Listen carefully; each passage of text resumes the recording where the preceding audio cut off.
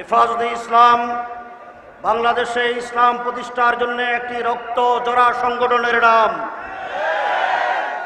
হেফাজতে ইসলামের যাত্রা যেদিন শুরু হয়েছে সেদিন থেকে ইসলামের জন্য, আল্লাহর দ্বীনের জন্য, তাগুতি অপশক্তিকে মোকাবেলা করার জন্য, নাস্তিক মুরতাদদেরকে বাংলাদেশে খতম করার জন্য, এই বাংলাদেশে যারা কোরআনের বিরুদ্ধে কথা বলে, যারা আল্লাহর নবীর শানে গুস্তাখি করে, তাদের মৃত্যুদণ্ডের আইন পাশ করার জন্য হেফাজতে ইসলাম রক্ত দিয়েছে। আজকে ফেনীতে প্রমাণ করে হেফাজত আছে, থাকবে, কিয়ামত পর্যন্ত সংগ্রাম করবে।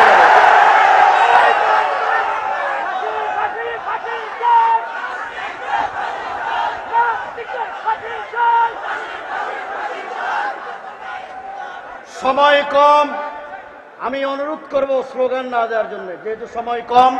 আমাদের সকলের হৃদয়ের স্পন্দন আল্লামা মামুনুল হক দামাত বরকাতুহুম আছেন।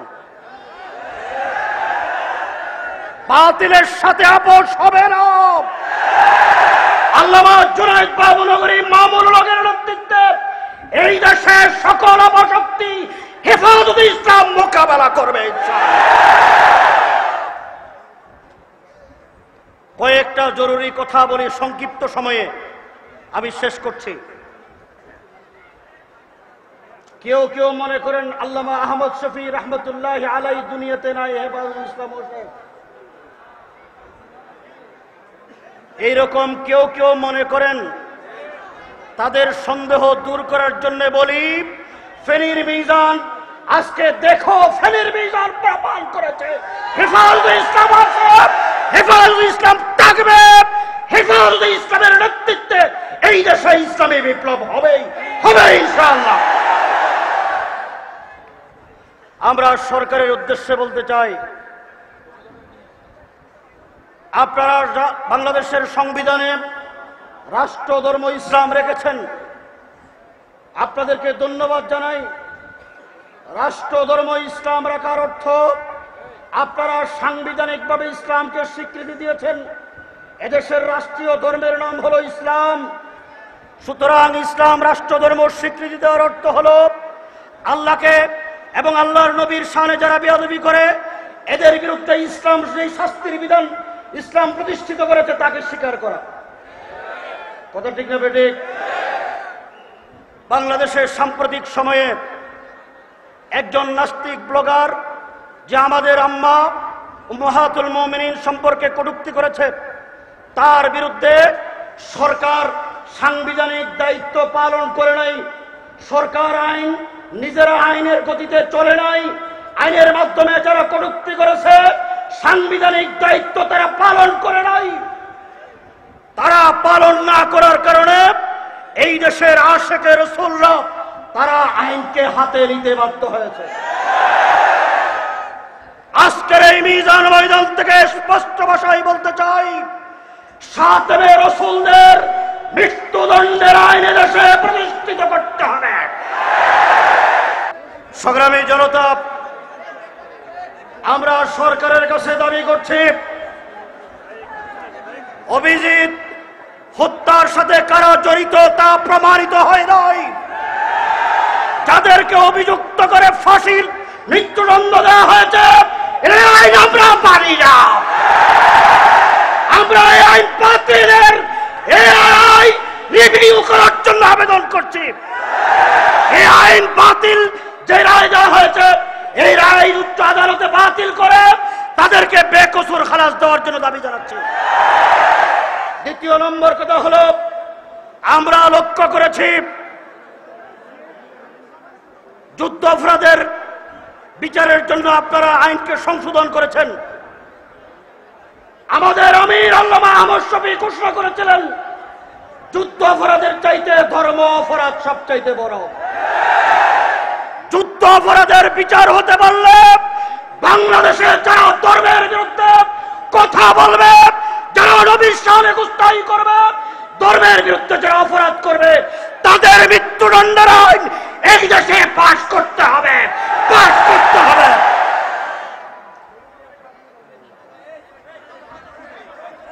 সংগ্রামী উপস্থিতি, আমরা সর্বশেষ আমার কথা হলো, হেফাজতে ইসলাম ক্ষমতা দখল করতে চায় না, কিন্তু ক্ষমতায় থেকে কোন রাষ্ট্রিক মুরতাদদের পক্ষ অবলম্বন করে কাউকে ক্ষমতায় থাকতে দিতে পারে না। আমাদের বক্তব্য হলো, বাংলাদেশে এটা আলেম ওলামার দেশ, নায়েবে রাসূলদের দেশ, ওলিয়া উলিয়াদের দেশ, হাফেজে কুরআনদের দেশ। এই দেশে ধর্মপ্রাণ মুসলমানদের সংখ্যা গরিষ্ঠতার ভিত্তিতে এই দেশে ইসলামের বিরুদ্ধে যারা কথা বলবে তাদের বিরুদ্ধে জাতীয় সংসদে আইন পাশ করতে হবে। 2013 সালের 5 মে শাপলা চত্বরে আমাদের শত শত ভাই রক্ত দিয়ে তা প্রমাণ করেছেন। প্রয়োজনে আরো রক্ত দিতে হবে। কাদিয়ানীদের অমুসলিম ঘোষণা করতে হবে। পাকিস্তানে আল্লামা ইউসুফ বিন নূরের নেতৃত্বে 10,000 তৌহিদি জনতা নবী প্রেমিকরা রক্ত দিয়েছেন। আমরা প্রয়োজনে বাংলাদেশে লাখো মানুষ রক্ত দেব, কিন্তু নবীর চারে যারা বেয়াদবি করে এবং খুতবের মতকে যারা অস্বীকার করে তাদের বিরুদ্ধে আইন পাশ করে ছাড়বো ইনশাআল্লাহ। শেষ কথা বলতে চাই, আল্লামা জুনায়েদ বাবুনগরী, আল্লামা আহমদ শফি রহমতুল্লাহি আলাইহি আমাদের ছেড়ে চলে গেছেন। হেফাজতে ইসলামের নেতৃত্বে আল্লামা জুনায়েদ বাবুনগরী, আল্লামা নুরুল ইসলাম, আল্লামা মামুনুল হক সাহেবদের মতো সেই নির্বেজাল মুখলিস উলামা ইকরামের হাতে। আমি আপনাদেরকে জিজ্ঞাসা করি, নবীর দুশমনদেরকে খতম করার জন্য, নবীর দুশমনদের বিরুদ্ধে আইন পাশ করার জন্য যদি রক্তের প্রয়োজন হয়, যদি ডাক আসে, ওই ডাকে সাড়া দিয়ে রক্ত দেওয়ার জন্য কারা কারা মাঠে রাখতে প্রস্তুত? কারা কারা?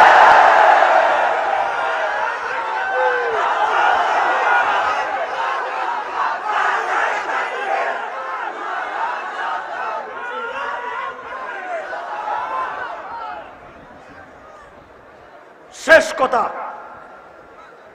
আমরা হেফাজতে ইসলামকে ভালোবাসি তো, মোহাব্বত করি তো? কারা কারা করি? বাংলাদেশে হেফাজতে ইসলামের দুর্গ কায়েম করতে হবে। বাংলাদেশের প্রতিটি ঘরে ঘরে হেফাজতের কর্মী তৈরি করতে হবে। রাজি আছি তো ইনশাআল্লাহ? আমরা আল্লামা মামুনুল হক সাহেব স্টেজে আছেন, আমাদের মুরব্বীরা চলে গেছেন। হেফাজতে ইসলামের কেন্দ্রীয় যুগ্ম মহাসচিব, বাংলাদেশের তৌহিদি জনতা আপনাকে হৃদয় ভরে ভালোবাসে। আপনাকে, আপনার নেতৃত্বে এই দেশে আমরা বিপ্লব ঘটাতে চাই।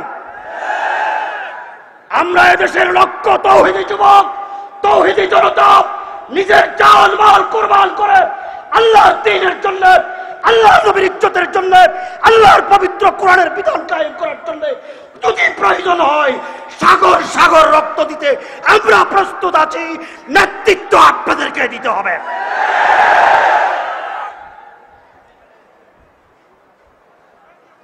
আল্লামা ইকবাল রহমতুল্লাহ আলাইহি কত চমৎকার ভাবে বলেছেন,